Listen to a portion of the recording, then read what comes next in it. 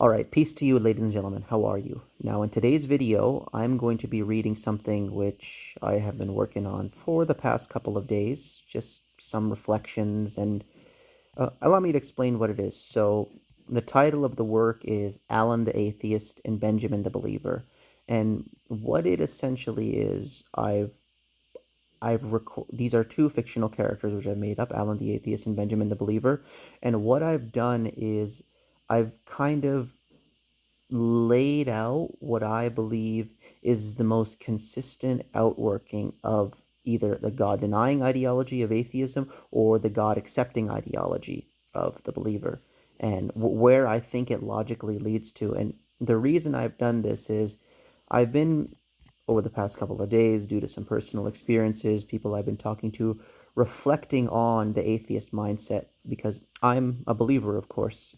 I'm going to empathize more with Benjamin, but the character Benjamin in this work. But nonetheless, I've been talking to them, and it's kind of hard, I think, for us to get into the mindset or to think like other people think. We're sort of trapped, and we we we only see things through our own lens, and sometimes by looking at the polar opposite of how we are. So my nature is I am inclined towards God and truth and righteousness and higher order meaning and purpose in life. And I can learn, I feel as though I can learn more about myself by trying to, in some ways, put myself in the shoes or understand the thinking of people who think completely opposite to me, which is people for whom the life of this world is all that matters, it's all they care for, and they have no appetite for any spiritual matters. They don't care for scripture, they don't care for meaning, they don't care for purpose. And people like that, learning about them may help you learn a little bit more about yourself. And essentially, in this kind of monologue of Alan the Atheist and Benjamin the Believer, the background setting of it is I have Alan the Atheist. His parents are believers, and what just happened, or kind of what led up to this monologue, is he just had an argument with his believing parents, and he's sick of them talking about religion and faith and God, and now he is going over what he believes is the meaning of life. And then Benjamin as well, except it's on the reverse end. So Benjamin is the believer, and he had a talk with his atheist parents, and he's frustrated with them, and he has a monologue as to what he believes is the meaning of life. So what I'm trying to do is compare and contrast these two worldviews to help perhaps the believer understand a little bit more of who he is and why he thinks the way he does, why he behaves in the way he does, and also to really, because I'm not unbiased in this. I obviously have a side. I support Benjamin, but what I'm doing is I'm also highlighting the nastiness, but what I believe is nonetheless the inevitable necessary conclusion of an atheist god-denying worldview. And I lay all that out through these two monologues of these two fictional characters. So I hope it's a blessing, and I suppose I'll begin my reading here.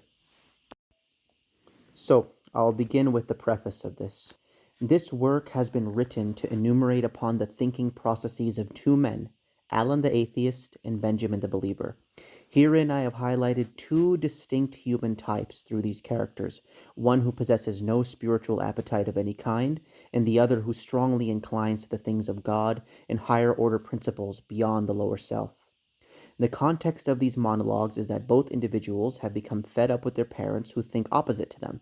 Alan frustrated with his believing parents, and Benjamin angered by his atheist parents, and both are now pondering upon life and its meaning. Alan and Benjamin represent, in my mind, two antipodal opposites, the full logical conclusions of a God-denying and God-fearing worldview, respectively. I understand that most men in our society today, whether leaning more towards Alan or Benjamin, fall somewhere in between these two in their thinking. Nevertheless, it is still my assertion that whatever side of the teeter-totter one may find himself situated, be it atheism or God consciousness, thinking like either Alan or Benjamin is the consistent outworking of your temperament. Atheism has only one implied outcome, and that is the pure exaltation of oneself above all else. And belief in God as well has only one inescapable outcome, and that is unqualified submission to that Creator, i.e., exaltation of Him above all else. Thus, I present these two cases in hopes that through learning of the thinking processes of his spiritual counterpart, which often may be difficult to consider, one can learn more about the dispositional category that pertains to them. Only in the darkest room does the light shine brightest, and vice versa, only in the most illuminated rooms are the shadows cast by objects more crisply defined. Gaining knowledge about your polar opposite gives you more context to know yourself, and in this work I wish to help certain types of people realize why they behave the way they do. But, with all of that being prefaced, make no mistake, my reader, I am not impartial in this analysis. The author himself unapologetically pertains to the spiritually inclined charge of thinking exemplified by Benjamin, and is in full revolt to the denialism of Allen. The way of the former, Benjamin, leads to the gardens of eternal bliss, whereas the lifestyle of the latter lands one in the fires of hell for all eternity. And as such, I endeavor upon this project as well to serve as a warning for those who may find themselves relating more to Allen. By highlighting the truly foul and repugnant, but nonetheless necessary conclusions of atheism, in contrast to the wholesome and evidently righteous nature of a God centered belief, I seek to perhaps steer people away from the former spiritual ideological temperament towards the latter. However, I do this with full knowledge that such a grand change can only occur if God wishes to transform my atheist reader's heart and take him out of darkness and into the light. So now we begin with the monologue. Allen. I have had it up to here with my parents. When are they going to realize that I just don't care? I don't care about their religion, I don't care about their afterlife, and I definitely do not care about their myth of a god. Not a single bit of it I believe in for even a second. Their constant badgering about the dangers of hell sound like scary stories to me, as if they were fabricated for the sole purpose of keeping in line naughty but gullible children, and their preaching feels like little more than a poetic nagging. It vexes my ears as a sharp pinch would, and my members are deaf to that which they call me to. It is all irrelevant to my life as a person, anyways. They always want to talk to me about death, and I can't understand why. It is such a morbid topic which, whenever brought up, acts as a buzzkill to my mood. Yet somehow, my mom and my dad seem obsessed with it. Clearly, something is deeply wrong with them. The wise man avoids anything that is a buzzkill, and instead tries to suck out the most enjoyment he can from this moment of life that the universe has allotted to him. We have no time to sit there, weighed down by heavy thoughts, while the matchstick that is our existence slowly burns away. There is so much fun to be had, and experiences to embark upon, and also so little time to do them in. We have this gargantuan expanse of a cosmos, just one of many, and within its gaping jaws is a not even mediocre whirlpool of cosmic junk, just one of many more, which we call the Milky Way, and within that violently gyrating, absurd spin cycle exists a pathetic star called the Sun, just one of many more than even that, and upon one of the spiraling arms of this soon self-destructing star is a deplorable, pint-sized pebble known as Earth, and crawling all over that speck of dust are these feeble, selfish primates, otherwise labeled humans, who constantly delude themselves into thinking their individual lives matter. We are born, we grow, we eat and sleep, and laugh and cry, and play and work, mostly work though, as things aren't cheap these days. If we are lucky, maybe we find love along the way, perhaps popping out a few monkey children of our own, and then we croak. Within this ephemeral comedic interlude called life, each of us becomes engulfed in our own little worlds, deluding ourselves into thinking it has any significance. When our number is called, and it is our turn to play this hysterically cruel game of life, we often forget the cosmic perspective, vainly attempting to ascribe significance to our teensy-weensy lives. All of it, however, is just a self-imposed deception. The universe couldn't care less about us. We are all just infinitesimal hiccups of space-time, in a cosmic hallway so large that not even an echo of ours can be heard. Hello? Is anybody out there? No. It's just us. Just humanity. Just me. Me, myself, and I. But why should we not delude ourselves? Again, we have already established that the universe is so vast, and ourselves such a trivial feature within it. It's not like there is some grand, overarching standard for human behavior, bestowing epistemic virtue to the concept of truth and iniquity to the concept of lies. There is no goodness to truth and no badness to lies, because that would presuppose the existence of some standard outside of us for judging our actions, which would then presuppose something like a god who set down such a standard, and of course, that is unscientific. Again, it has already been established that our echoes in the vast universe are not heard by anyone. Man stands alone in his deceits. Why not, then, live a fantasy if we find it comforting to do so? Sometimes the lies feel easier. A life following the truth, if such a thing like the truth is obtainable or even exists at all, is just as pointless as a life indulging in fairy tales, as there is no reward at the end of all of our struggles. It's not like there is a pot of gold, dare I say a heaven or paradise, awaiting those who are sincere in their beliefs. What awaits us all, irrespective of how honest or dishonest we were, is a cold, impartial fate. An eternal dirt nap lies ahead of both the man with and without integrity. He who spent his days feeding the needy, caring for the orphans, and helping the weak in his community at his own expense, and he who was an unscrupulous parasite upon his society, taking advantage of the vulnerable at any given opportunity through lying, stealing, and Machiavellian manipulation, all end up the same. Be he a saint or a serial rapist, our bed has already been made by the universe, and Mother Nature will, like a parent, although less caring, force us to go to sleep and tuck us comfortably into our dust sheets. Okay, I'm turning the lights off forever. Nighty night. But alas, my lights have not been turned off just yet. They are still on for a short while, and I know exactly what I am going to do in this interval of existence that has landed in my lap. I am going to drink deeply from the cup of life. There is not one pleasure I will withhold myself from.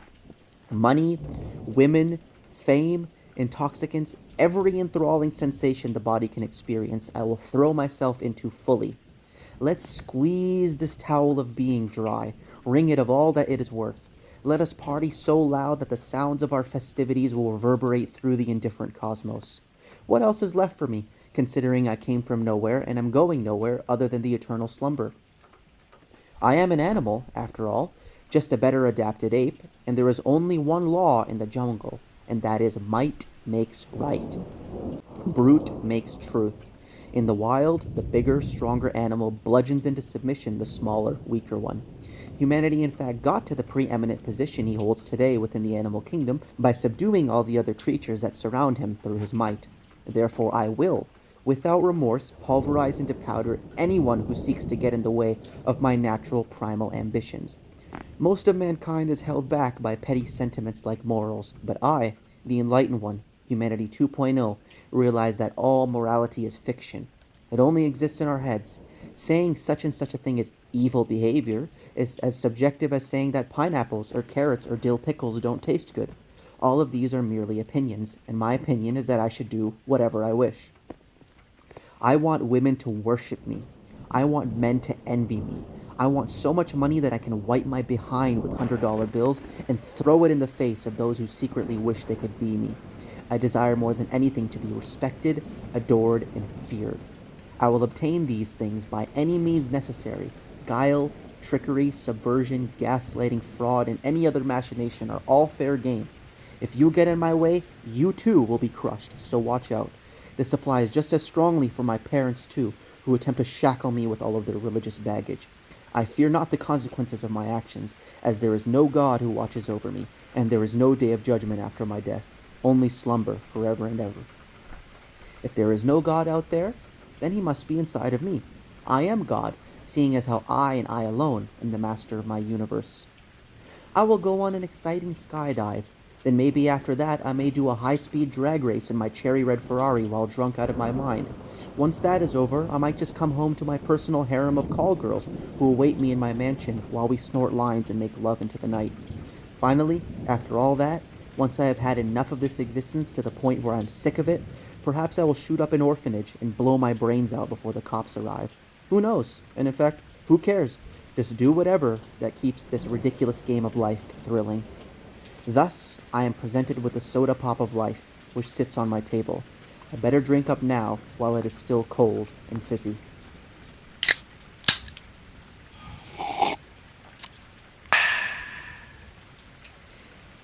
And now we go to Benjamin, who had an argument. He's a believer and he had an argument with his atheist parents. I can't stand my parents. What is wrong with them? Why are they unable to see the truth concerning this life? that there is so much more to this world, to our existences, than the empty play and idle fun which seems to have totally engulfed their minds.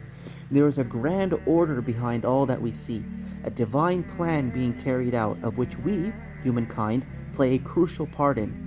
An entire super-reality is present behind this temporal life, which calls man to something greater, the fulfillment of his destiny, and they are somehow, some way, deaf, dumb, and blind to it.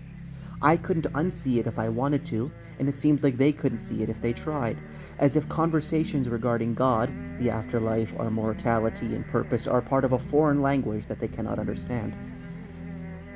When I see them laughing, playing, idling, chit-chatting to no purpose into the night, completely oblivious to the holy order which surrounds them, I cringe. They drive their fancy cars to impress strangers they don't care about, and they boast of their large home, which almost nobody can really appreciate, as they hardly have anyone over, since they are working all the time and possess no meaningful relationships. Like children, they sit alone in their room, with their toy box in front of them, amusing themselves with the fatuous possessions. But when are they going to grow into true adulthood? When are they going to realize that they can take none of these fineries with them to the other side, which will become somebody else's enjoyment and distraction when their heartbeat expires?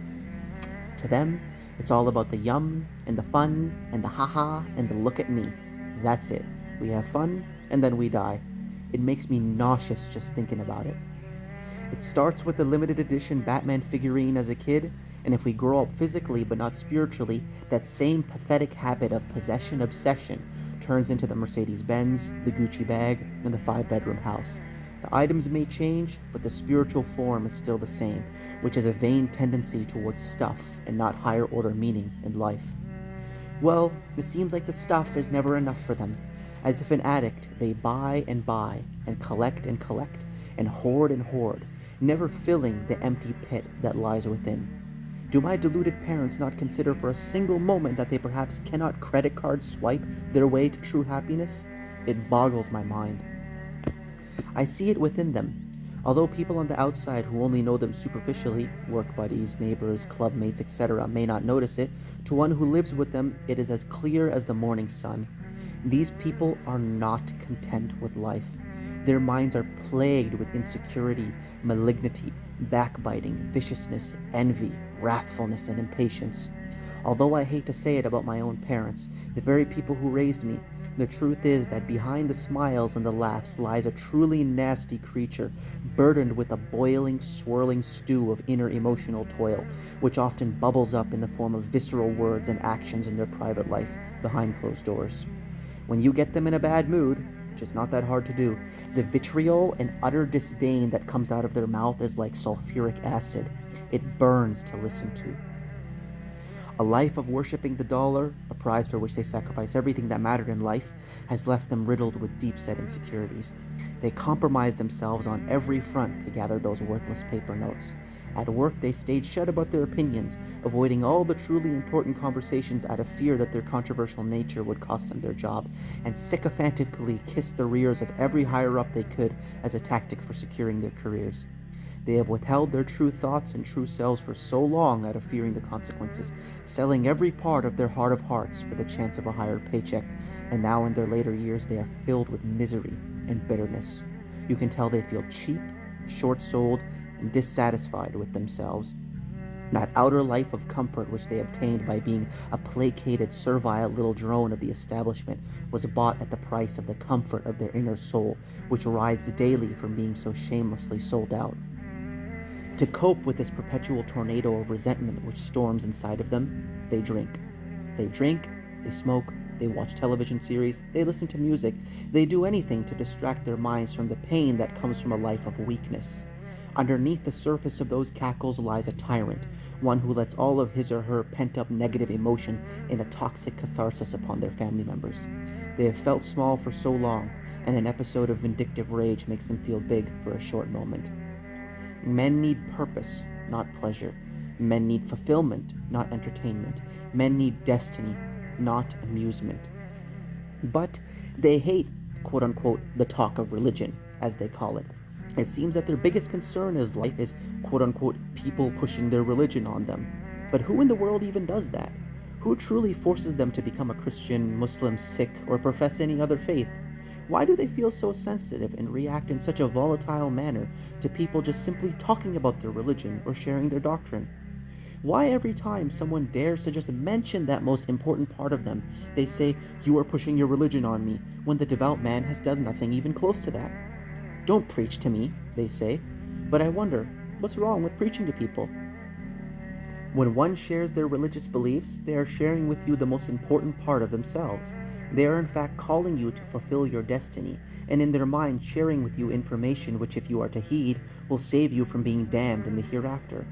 Actually, it is a great act of care to talk about faith. The religious man sees you sprinting towards a cliff with your blindfold on, and instead of letting you hasten to your demise, which is only a few steps away, they are taking the time out of their day to correct you, even if it means they risk coming across as offensive. They make no commission off of this endeavor, and it makes no difference to them whether you heed the warning or not, yet they still put in the effort and thoughtfulness to correct you as a loving parent or family member would. Strangers who don't care let others walk off of a cliff, but true friends and family will try their best to prevent you from doing things which will lead to your own destruction. So again, what is their problem with people talking about religion to them? Why do my parents take such a deep offense at the mere utterance of it? Truth is that an authentic, deeply spiritual man who remains devout to God and dutifully obeys his command casts a blinding light within the dark room of their inner soul, revealing all of their iniquity. The talk of religion necessarily implies, or at the very least brings to the forefront, concepts like sin, responsibility, divine duty, and ultimate accountability, all painful ideas which they flee from at every turn when confronted with. They don't want to think that the party that has been their life is coming to an end, and that they are beholden to fulfill certain divine obligations within the span of time they have been given in this present existence. The thought that life does not come with a license to indefinitely play, but rather assignments to fulfill, is a reality that they, in their spiritually juvenile minds, are unwilling to contend with. That is the reason behind the defensive posture they assume whenever somebody talks about higher order principles, which was never an attack on them in the first place.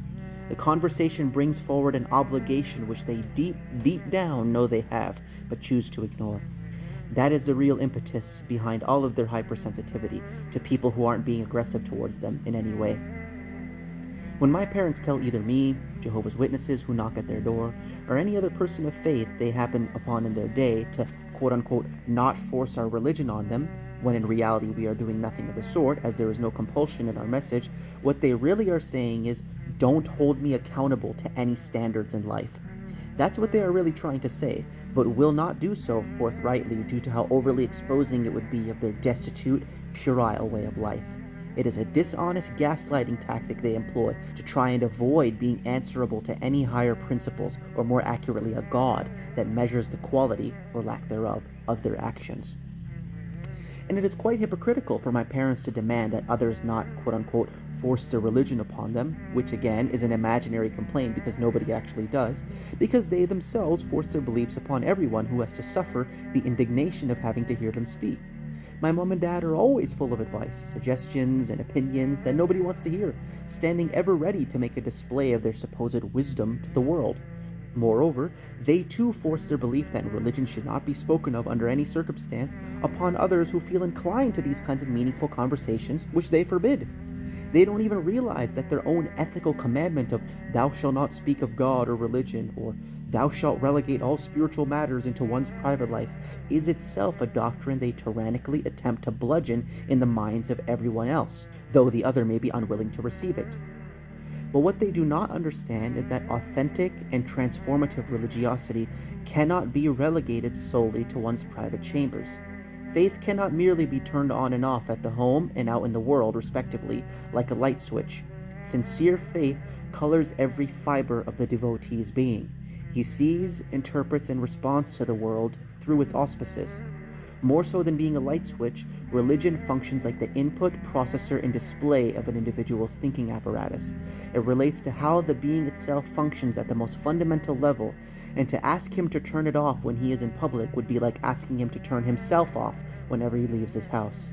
The moment his faith ceases to exist is the moment the man himself, and everything he knows he is, ceases to exist. An empty shell is all that remains. By demanding that he keep private his convictions, you attempt to kill him. Little do atheists realize. So who really is the aggressor in the end?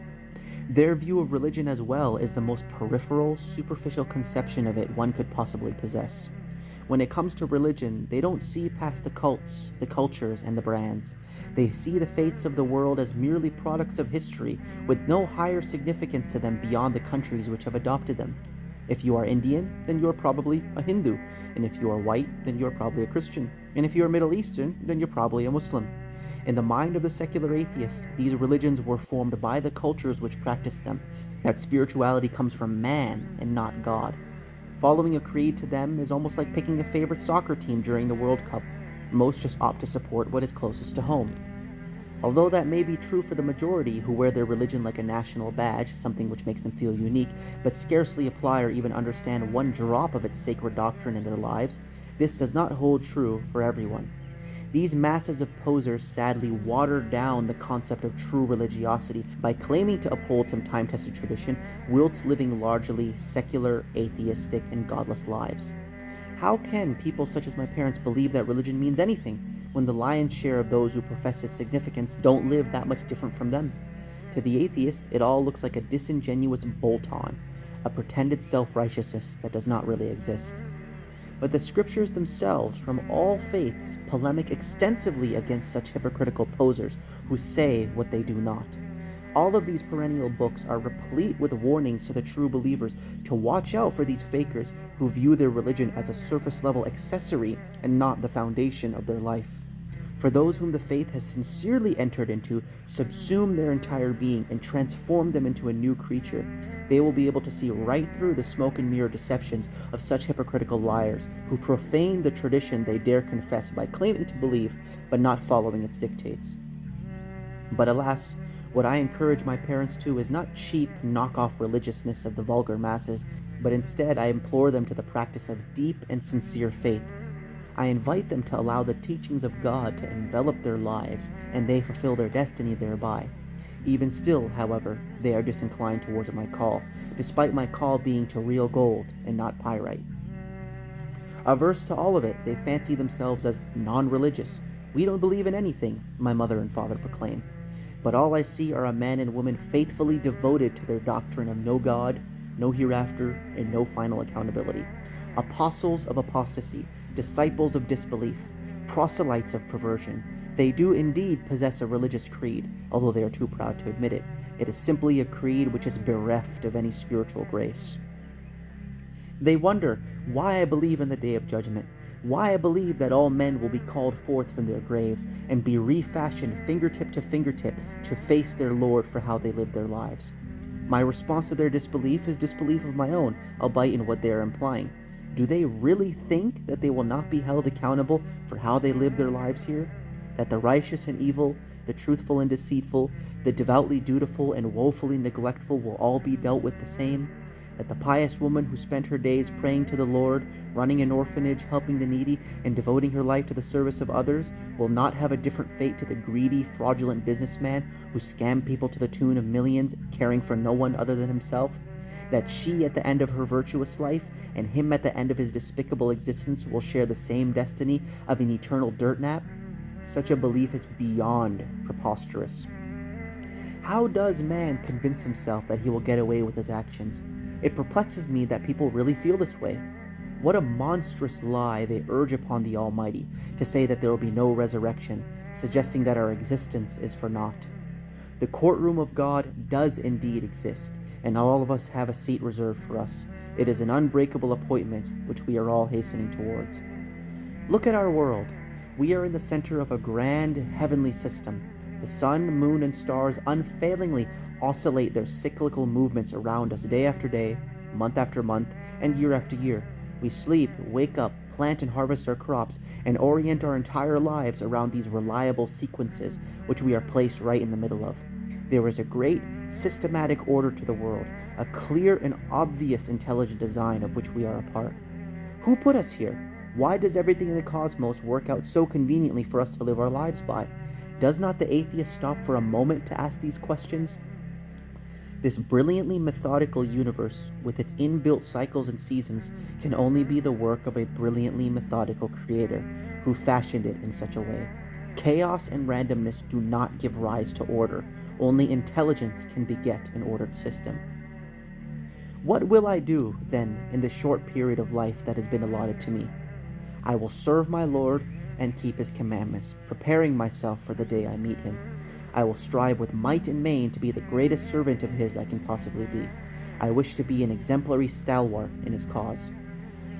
In order to accomplish this, I must cleanse myself, both in deeds and in thoughts. I must avert my eyes from strange women, keeping them pure of lascivious indulgences. I must discard any envy I possess of other men, be it for their wealth, stature, or anything else, instead being grateful for the blessings God has given to me. I must be humble, not walking conceitedly in the earth, and remember that it is the Lord alone who has the right to exalt. I must pray, fast, and purge myself of sin. I must give a portion of my money in charity despite my love for it. I must call to my Creator day and night to forgive me of all of my shortcomings. And lastly, I must stand valiantly for the truth at every moment that presents itself before me, never fearing the reproach of a critic, but only the Almighty, who will hold me to account should I hide in my heart what I know to be correct. Without remorse and without apology, I must call others to their Lord. This is the meaning of life. The meaning of life is to fulfill our divine duty and prepare for the kingdom of heaven, which is steadfastly approaching. A life chasing carnal pleasure is a sign of regression in the being, but an existence aimed solely towards fulfilling one's holy assignment is the realization of true enlightenment. Thus, I am presented with the great responsibility of life, and I had better bear it out before my clock expires. Forgive me, my Lord, of all of my evil, and raise my station. Allow me to adopt all those things which are pleasing to you, and discard all that isn't. From you I came, and to you I return, and in you alone have I placed my hopes and trust. Amen. So, ladies and gentlemen, that is the reading.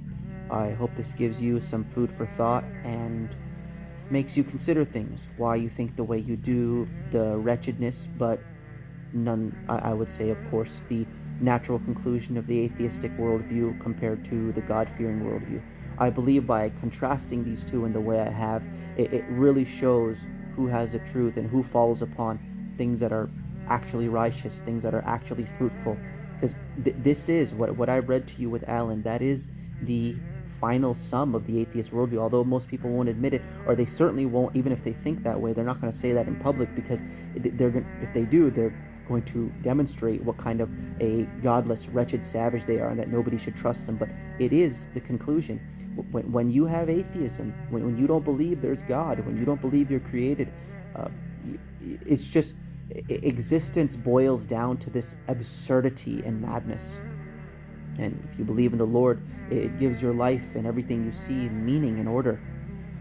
But anyways, ladies and gentlemen, that's really all I got to say on the matter. I hope this reading was a blessing. And yeah, peace to you. Remember, deceit abounds, so keep your eyes wide open. Peace out. Peace and blessings in the name of the Most High, viewer. My name is Walid Naeem, and I am a zealous submitter to the one true God, the creator of all mankind. Do you notice something wrong with the world? Something strange?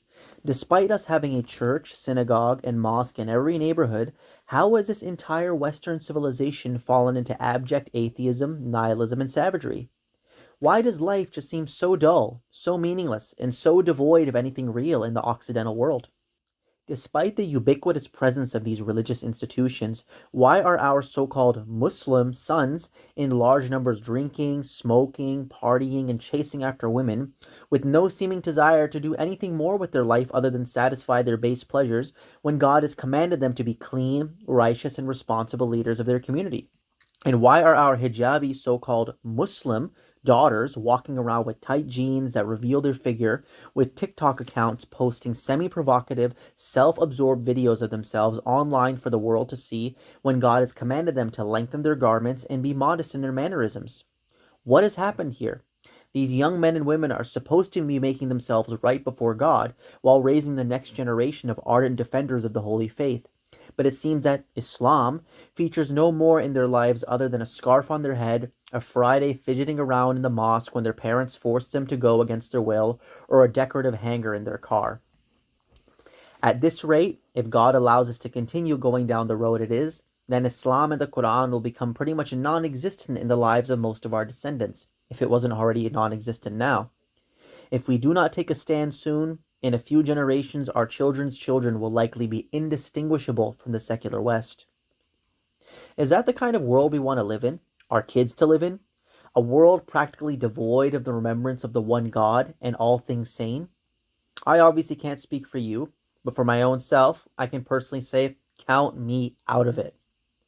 I'm not going to sit here and just watch my brothers and sisters, those who claim to believe in God alone, believe in Judgment Day, His prophets and angels, and all the other aspects of this holy creed, get duped into going to hell. I'm not going to let this happen without at least something of an effort on my end to reroute this dark trajectory. So, again, how in the world do we end up here? There is a mosque in practically every neighborhood in the West, and no shortage of donations that get dropped in their boxes. They have had lots of funding, lots of time, and unquestioning support from their respective congregations, yet somehow have been run over by the secular atheist. All of their so-called Muslim children go to the atheist, secular public schools for most of their week to be taught beliefs that are completely incompatible with the Quran. And we wonder why they have ended up the way they are. If these houses, and by these houses I mean the mosques, were truly of God, that were doing everything right, then why would our Lord let them get so decisively trampled upon by their enemies? Why do the wicked have all of the reins of power here? Clearly, something is not adding up. Well, it is my thesis here today that the vast, vast majority of mosques that exist in this world today have lost their way and follow a religion which is completely foreign to the Quran. This is why they have failed so miserably in the West, and it seems that God has forgotten them. In truth, the real reason behind their shortcoming is that they, and many of us, have forgotten God Himself, which is why He has left us here collecting our bitter receipts. So, what are my exact criticisms of the mosques today? As a Muslim and a man committed to the truth above all else, what are my personal gripes with their institution, which claims to be for God? The first glaring problem I can think of is that the majority of people who call themselves Muslim have allied themselves with a body of literature that is foreign to the Word of God, treating it equal to, and in fact above, the Quran itself. Of course, I am talking about the Hadith. Listen, the facts are this. There is no justification within the Quran which tells us to follow this Hadith stuff, which came hundreds of years after the Prophet Muhammad died, and therefore he could have had no ability to oversee what people have said about him and determine if it is true or false. It is now becoming crystal clear, especially in the last 10 to 20 years, that many, many things that have been ascribed to him in their most quote-unquote authoritative texts, which they call their Sahih Hadiths, are forgeries that directly contradict God's final revelation. To take these words of men, i.e. the Hadith, and hold them to be equally authoritative to the words of God would be breaking the first and most important commandment, which is to worship God alone, making no equals with Him. To say that these supposed words of Muhammad, which are not even Muhammad's own words, but simply very doubtful rumors about what people who existed hundreds of years after him say he said, that have been decided upon by the scholars as authoritative, holds equal, or in fact any weight in our faith comparable to the verbatim words of God Himself, the Holy Quran, is idolatry. You are exalting man's words to the status of divinity, which should only be given to God's words. Nothing comes even close to the Quran, because God, the creator of the heavens and the earth, is its author. This includes the Hadith too, which pales in comparison and is superfluous to the glorious Quran.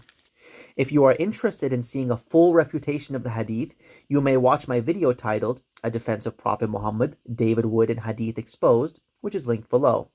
In it, along with refuting and putting in his place the worst opponent of Islam on the internet, Mr. David Wood, I also expose how the Hadith is completely contradictory to the Quran and the source of much of the Muslim world's problems. It is a 2-hour-long documentary where I seek to demonstrate the true character of Muhammad in the Quran, defending his history and personality with primary source quotations. I clear the last prophet of God's name from the people who have tarnished his reputation the most, which are certain types of Christians, and, sad to say, Hadith-following Muslims, which have said many terrible things about him.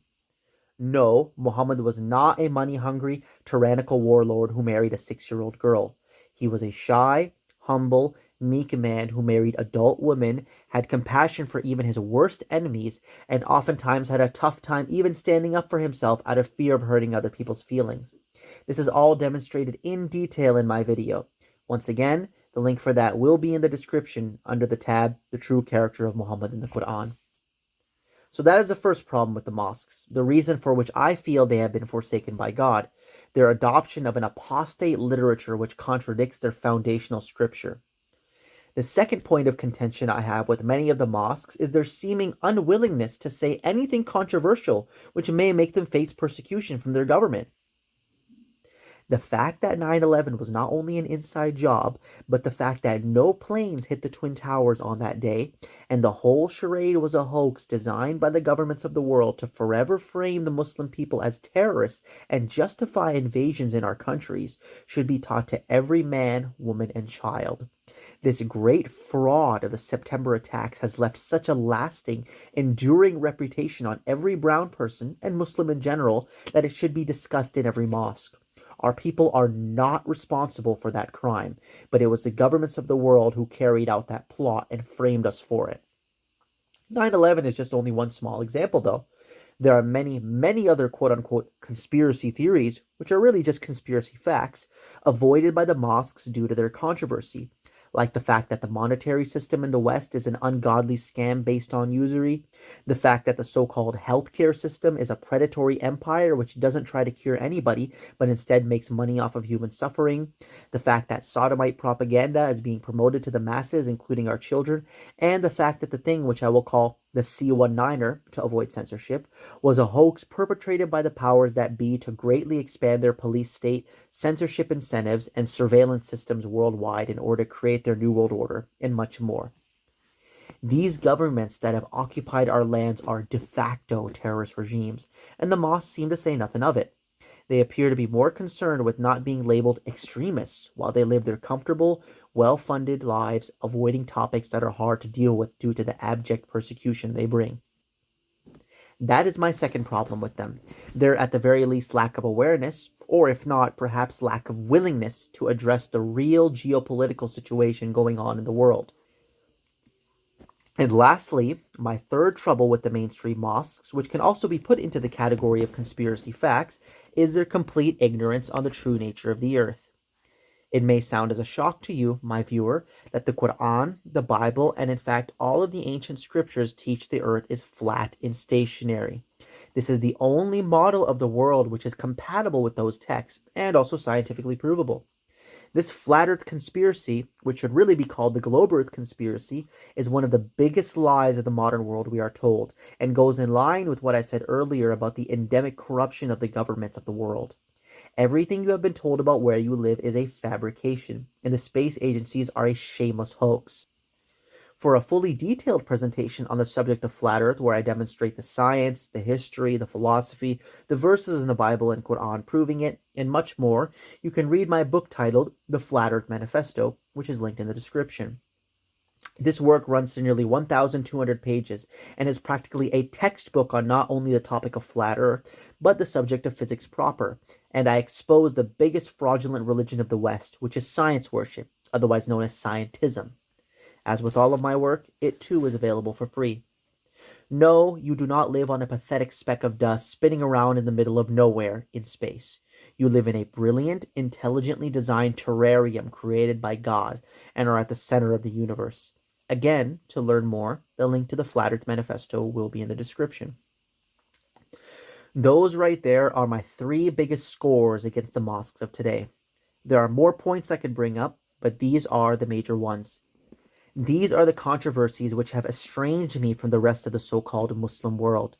Believe me when I say that I would love to join them, and that it hurts me so deeply that I have to pit myself up against the very institution I was born and raised in, the mosques I attended from childhood, whose carpets upon which I walked, stood, prayed, and listened to the preaching in my earliest years.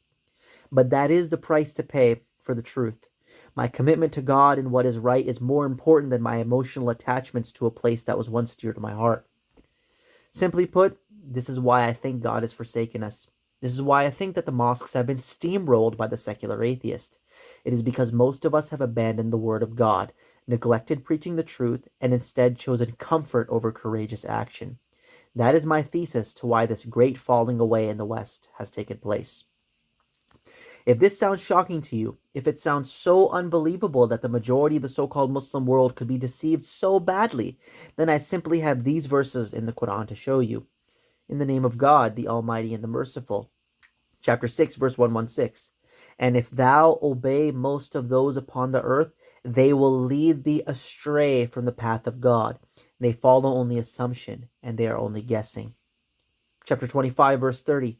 And the messenger will say, O my Lord, my people took this Quran as a thing abandoned. God has really predicted this a millennia ago. He knew that the people who follow what is really right are few and far between, that the majority of men and women are led astray, and the people who claim to love Muhammad the most, i.e., mainstream Muslims, would abandon the glorious Quran. God has revealed to us 1,000 years ago that this all would be the case. It is my mission, therefore, by the will of God, to band together with like-minded believers who have understood the truth and work together to build a new institution from the ground up, founded upon prudent fear. We need to start fresh, start anew.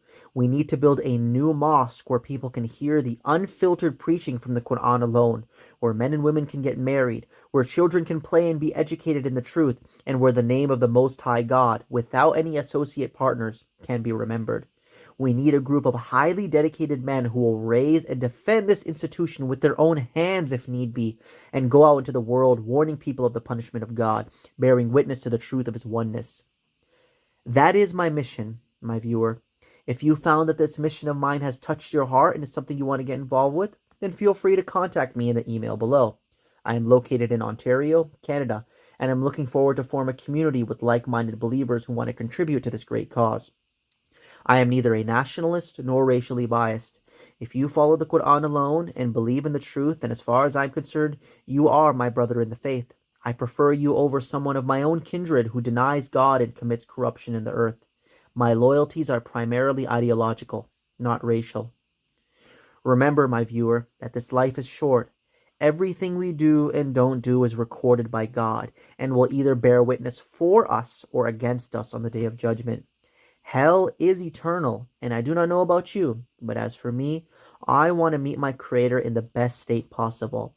I want to spend my life struggling to build up my people, the true Muslims, so that God may be pleased with me on that day. If you are interested in that, then feel free to join me. If not, then find something else good to do which will prepare you for your appointment with the Most High. That is where we are all going anyway. With that being said, I say peace and God bless to all of you good people. Take care, everyone.